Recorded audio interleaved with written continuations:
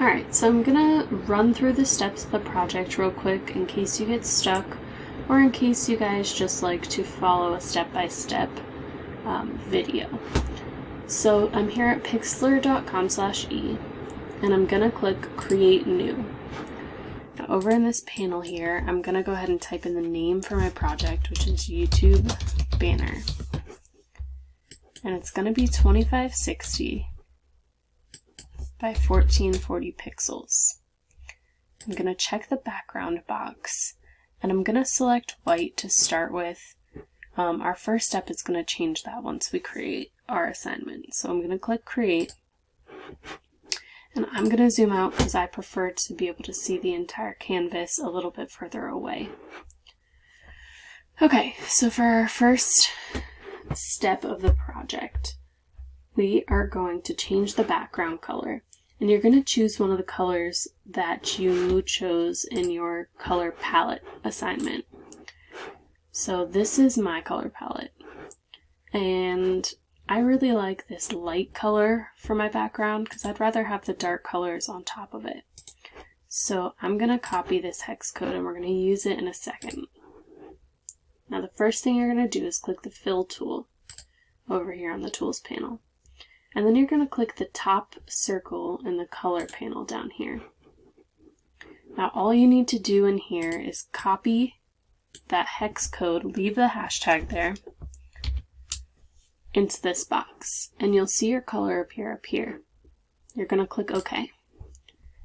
Now all you have to do is click anywhere on this white canvas that you see, and it's going to change the color that you just set.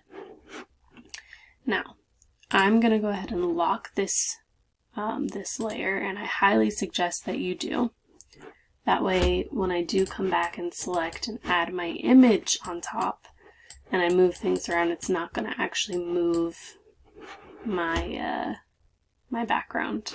Because if I didn't lock this, it's going to just move whenever you click on it.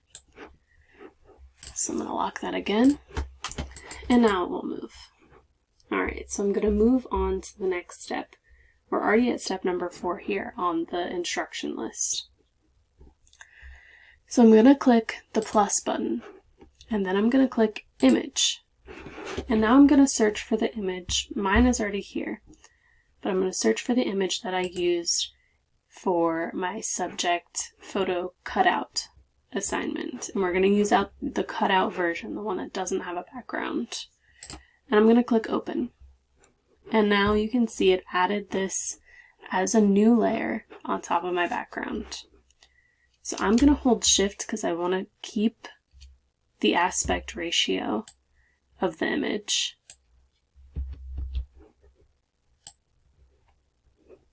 It actually looks like it defaults to a fixed aspect ratio. You can change it up here, so you don't need to click Shift.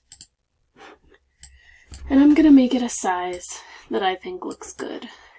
And then I'm just going to kind of move it around and try to position it in a place that looks good.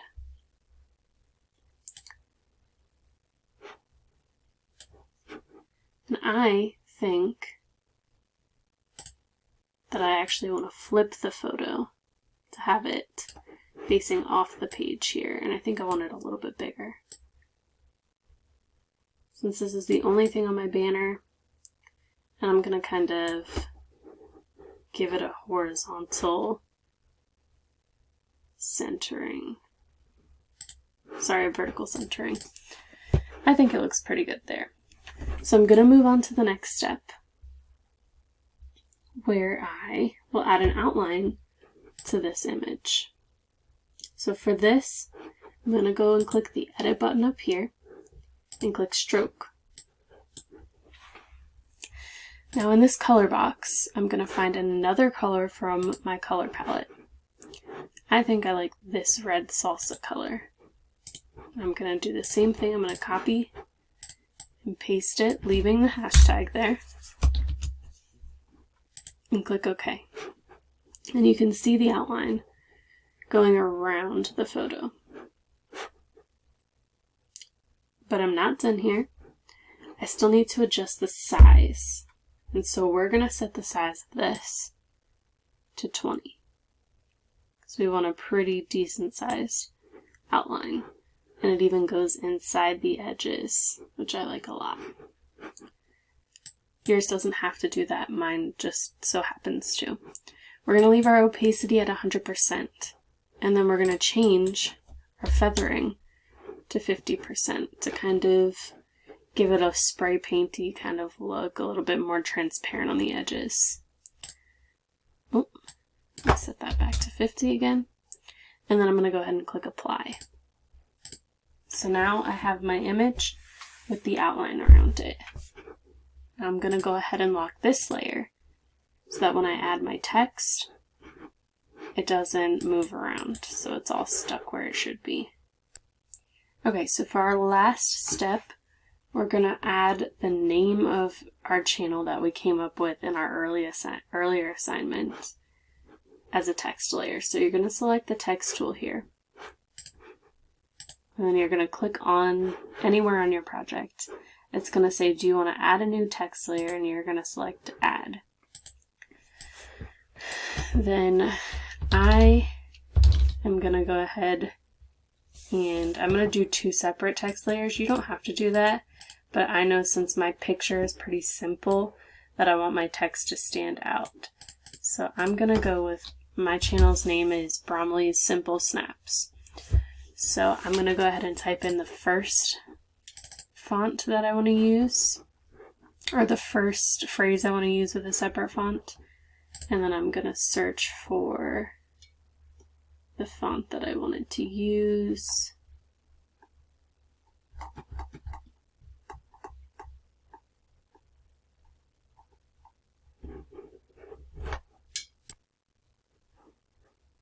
Oh, it was Gorat. So I chose the font Gorat. And then I'm just going to resize this to make it fit a little bit better. I still want it to be pretty prominent, but I really like this font because it kind of matches the, the fill matches the fill of my photo. It has that transparent inner quality to it. So that's my first font that I'm going to use. And now, what you do have to do is pick a third color from your palette that you want to use as your font color. So I'm going to try out this dark sienna color. I'm going to copy it just like I did the last 2 times. I'm going to highlight my text. I'm going to go to the color palette. And I'm going to paste it, once again leaving the hashtag there. And I'm going to click OK. And I like that because it's pretty dark, but it still really ties into the color scheme. Alright, so now at this point, if this was your entire channel name, you would be done with this project. I'm going to go ahead and add the rest of my channel name since I deliberately chose to kind of create a hierarchy by using 2 different fonts of different sizes. So for my second one, I'm going to type in Simple Snaps. And I'm going to use my second font that I chose. Highlight. And the second one I chose was Creamy Mooney. It's a little bit more of a script, and it's a little bit fancier than the other font that I used, which is a little bit more dominant. And a sans serif. Okay, so for this one I also want to change the color. Again, you don't have to, this is all optional. I'm going to try this claret color right here. Go back up and paste. There we go. I just think this looks a little bit, prettier, more professional than using all one font and all one color. So at this point I would be done with my project. If you guys wanted, you could add a couple more photos. You could add other things, other elements to really make your banner stand out, but I like how simple this one is.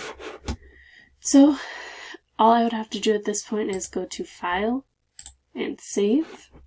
Make sure that my YouTube banner is my name. Click on JPEG. You want the 90% high quality version. Make sure your width and height are correct. And then you'll click Download. And then at this point, you'll see it downloaded here on your computer. And then you'll just upload that JPEG to your final project. And that'll be it.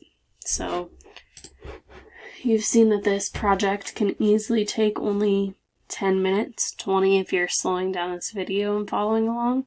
But it's a pretty simple one. If you do run into trouble, if something shows up differently on your computer and you need some help, please, please, please reach out and let me know. Sooner the better. But once this project's done, we are done with assignments until May 15th. That'll be seniors' last day, and after that we'll just have 2 more weeks of some smaller, more fun assignments. Not that this one wasn't fun, it was just very long, as we've been working on it for the past month. Okay, so if you have any questions, like I said, please reach out and ask me, and if not, go ahead and upload your projects.